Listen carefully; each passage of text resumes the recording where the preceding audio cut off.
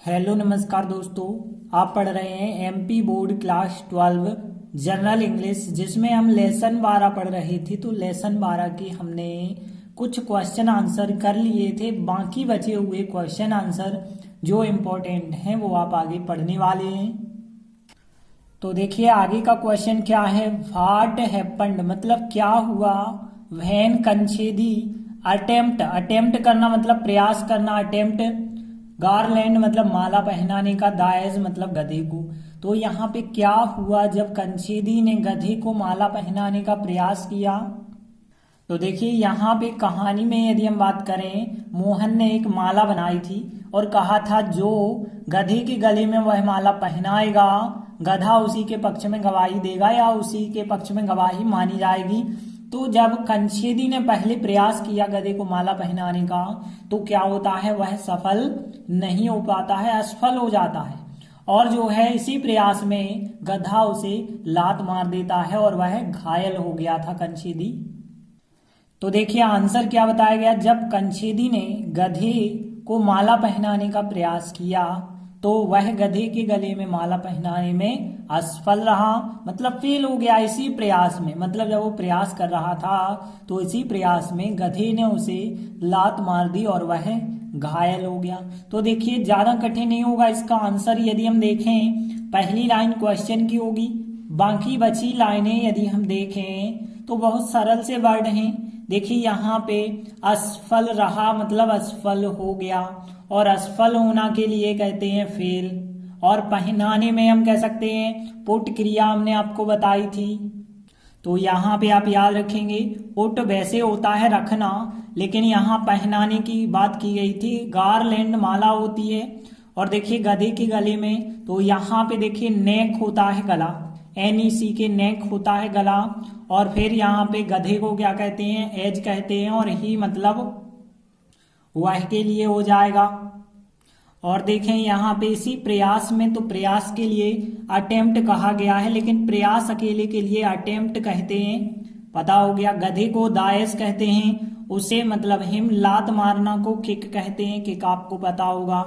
और फिर and he, और घायल होना को इंजर्ड कहते हैं। तो यहाँ पे इंजर्ड मतलब होता है घायल होना, तो इंजर्ड हो जाएगी क्रिया। अब देखिए यहाँ पे आपके पास सब वर्ड पता हो गए, तो अब देखिए कैसे हम बनाते हैं। पहली लाइन क्वेश्चन की हो गई, तो जब कंछेदी ने गधे को माला पहनाने का प्रयास किया, पहली लाइन क्वेश्चन की हो गई। दूसरी लाइन यहाँ पे देखिए वह मतलब ही असफल रहा, पास्ट सिंपल मतलब फेल हो गया, तो सीधी बात फेल्ड कहेंगे आप। देखिए फेल मतलब असफल रहा, सेकेंड फॉर्म फेल्ड, तो ही फेल्ड वह असफल हो गया। अब देखिए क्रिया के फर्स्ट फॉर्म के पहले इन नहीं लगा सकते आप, टू लगाएंगे। टू पुट मतलब पहनाने में, द गारलैंड माला पहनाने में। अब देखिए गधे के गले में, तो हमने मैं शब्द के लिए आपको पिछले आंसर में राउंड बताया था, क्योंकि गधे के गले के चारों ओर माला पहनाई जा रही थी, तो राउंड यहाँ पे याद रखेंगे। तो राउंड, और फिर यहाँ पे the neck of the ass हम कहेंगे, नेक मतलब गला, ऑफ द एज मतलब गधे के। तो इस प्रकार से यहाँ पे आंसर क्या होगा, he failed to put the garland round the neck of the as. और अगली लाइन देखिए, इन दिस अटेम्प्ट। अब देखिए इन मतलब में, और फिर इसी के लिए कहेंगे दिस अटेम्प्ट इसी प्रयास में। तो इन दिस अटेम्प्ट इसी प्रयास में, द एज मतलब गधे ने, किक्ड सेकेंड फॉर्म लिखना होगा, तो किक्ड हिम उसे लात मार दी और वह घायल हो गया। तो एंड ही, और वह, अब देखिए घायल हो गया यदि हम कहें तो पास्ट सिंपल तो है, लेकिन पेशे वॉइस में है, क्योंकि वह खुद नहीं घायल हुआ है, उसे किसी और ने घायल किया है। तो पास्ट सिंपल, पास्ट सिंपल में वाज वेयर सहायक क्रिया लगा के थर्ड फॉर्म लगाते हैं। तो यहाँ पे वाज इंजर्ड हो जाएगा, तो एंड ही वाज इंजर्ड। तो देखिए आंसर कैसे पूरा बना होगा। पहली लाइन क्वेश्चन की, when Kanchhedi attempt garland the age, पूरा क्वेश्चन की लाइन हो गई पहली। फिर ही मतलब हुआ है, फेल्ड असफल रहा, टू पुट पहनाने में, द गारलैंड माला पहनाने में, राउंड मतलब में, और फिर the neck of the ass मतलब गधे के गले में। इन दिस अटेम्प्ट इसी प्रयास में, द एज गधे ने, किक्ड मतलब लात मार दी, हिम मतलब उसे लात मार दी, एंड ही और वह, और वाज सहायक क्रिया क्योंकि पेशे वाइस में है, तो एंड ही वाज इंजर्ड और वह घायल हो गया। तो देखिए आंसर क्या हो जाएगा, when Kanchedi attempt garland the age, question की लाइन हो गई।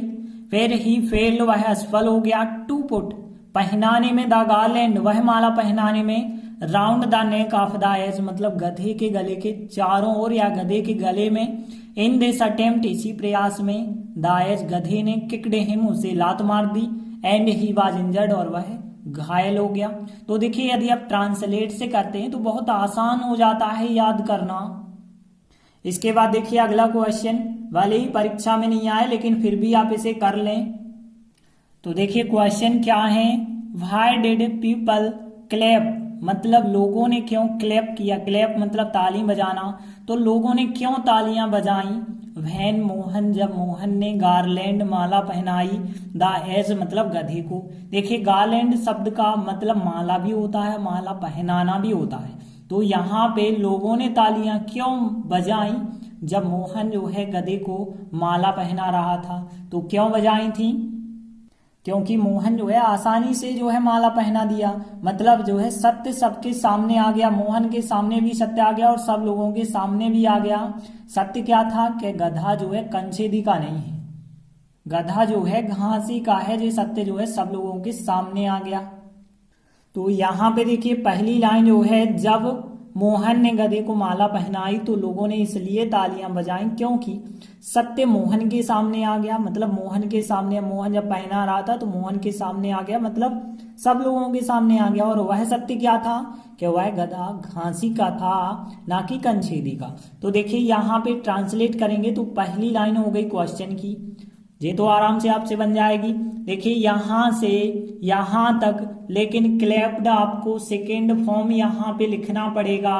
तो देखिए क्लैप की यदि हम देखें सेकेंड फॉर्म में डबल पी हो जाएगा, तो people clapped when Mohan garland the as, और फिर लास्ट में आपको बिकॉज क्योंकि सत्य मोहन के सामने आ गया।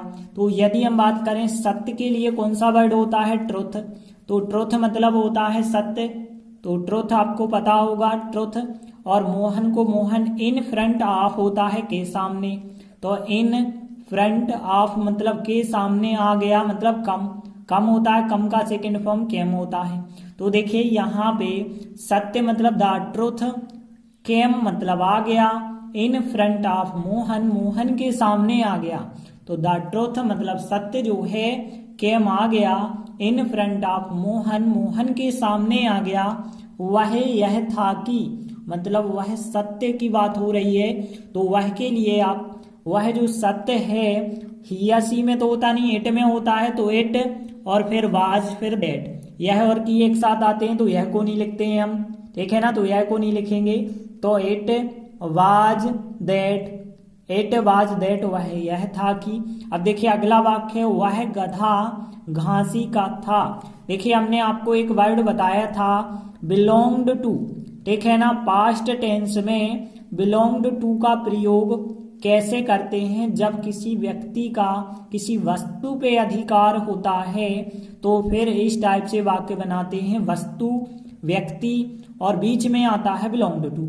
जैसे हमने कहा पेन राम का है, तो the pen belongs to, present में यदि कह रहे तो बिलोंग्स टू, और पास्ट में कह रहे तो बिलोंग्ड टू। जैसे हमने कहा पेन राम का था, तो the pen belonged to Ram. वैसे ही वह गधा, वस्तु की जगह कुछ और चीज आ गई, वह गधा, तो द एज बिलोंग्ड टू घासी, मतलब वह गधा घासी का था, तो द एज और फिर आएगा यहाँ पे बिलोंग्ड टू। ध्यान रखना आप यहाँ पे अधिकार बताने में बिलोंग्ड टू पास्ट टेंस में यूज होता है, तो द एज बिलोंग्ड टू घासी, मतलब गधा जो है घासी का था, एंड नॉट कंछेदी और ना की कंछेदी का।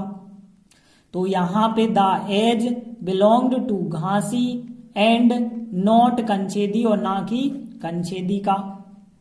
एक बार हम रिपीट कर दें तो देखिए पहली लाइन क्वेश्चन की है कि people clapped when Mohan garland dies because, और द ट्रुथ केम मतलब आ गया, इन फ्रंट ऑफ के सामने, मोहन के सामने, इट वाज दैट वह यह था कि, फिर द एज वह गधा, बिलोंग्ड टू घासी, घासी का था, एंड नॉट कंछेदी और ना कि कंछेदी का। तो देखिए आंसर क्या है, people clapped when Mohan garland the age because, पहली लाइन क्वेश्चन की बिकॉज बस जोड़ना था, द ट्रुथ मतलब वह सत्य जो है केम आ गया, in front of Mohan, Mohan के सामने, और इट वाज दैट वह यह था कि, और सत्य के बारे में बात हो रही है, सत्य कौन सा था कि द एज बिलोंग्ड टू घासी, कि वह गधा घासी का था, एंड नॉट कंछेदी लेकिन कंछेदी का नहीं था। तो देखिए यह आंसर ज्यादा कठिन नहीं है, 2 ही लाइन है, आराम से आप ट्रांसलेट कर पाएंगे। इसके बाद देखिए अगला क्वेश्चन जरूर आईएमपी होगा क्योंकि 2017 में पूछा गया क्वेश्चन है। तो देखिए 15वां क्वेश्चन क्या है, व्हाई डिड द सरपंच से, सरपंच ने क्यों कहा, ही कंसीडर्ड वह मानते हैं, एन एज गधे को मानते हैं, मोर रिलायबल मतलब ज्यादा भरोसेमंद मानते हैं, देन अ मैन एक मानव से ज्यादा। तो सरपंच ने ऐसा क्यों कहा कि वह एक गधे को एक आदमी से भी ज्यादा भरोसेमंद मानते हैं। क्यों कहा, क्योंकि सरपंच के सामने ही जो है यह घटना घटित हो रही थी कि यहाँ पे जो गधा था वो कंछेदी के हाथ से माला नहीं पहनता है जबकि मोहन के हाथ से माला पहन लेता है। तो ही उन्हें ऐसा कहा कि आदमी पे विश्वास नहीं किया जा सकता है लेकिन गधे पर विश्वास किया जा सकता है, इसलिए गधा आदमी से ज्यादा भरोसेमंद होता है। तो उनने और आगे कहा कि एक आदमी तो झूठ बोल सकता है लेकिन गधा झूठ नहीं बोल सकता है। तो देखिए आंसर में फिर क्या बताया गया था, सरपंच ने कहा कि वह गधे को एक आदमी से ज्यादा भरोसेमंद इसलिए मानते हैं क्योंकि एक आदमी तो झूठ बोल सकता है लेकिन गधा झूठ नहीं बोल सकता है। तो देखिए कैसे आप ट्रांसलेट करेंगे, द सरपंच मतलब सरपंच ने, सेड मतलब कहा, से का सेकंड फॉर्म होता है सेड, दैट मतलब की, तो the sarpanch said that sarpanch ने कहा कि। अब देखिए अगली लाइन है क्वेश्चन की, तो पूरी क्वेश्चन की लाइन लिखिए। तो पूरी क्वेश्चन की लाइन क्या होगी, ही कंसीडर्ड वह मानते हैं, an age more reliable than a man वह आदमी से ज्यादा गधे को भरोसेमंद मानते हैं। ये पूरी लाइन आपने क्वेश्चन की ये लिख दी, द सरपंच सेड दैट, और फिर यह लाइन हो गई, तो 2 लाइन हो गई ट्रांसलेट। बिकॉज क्योंकि, आ मैन एक आदमी, और झूठ के लिए लाई होता है बोलना होता है, टेल हमने बताया था, तो टेल आ लाई बताया था झूठ बोलना, सकता है मतलब कैन, बट लेकिन जो गधा होता है एज होता है वो ऐसा नहीं कर सकता, नॉट।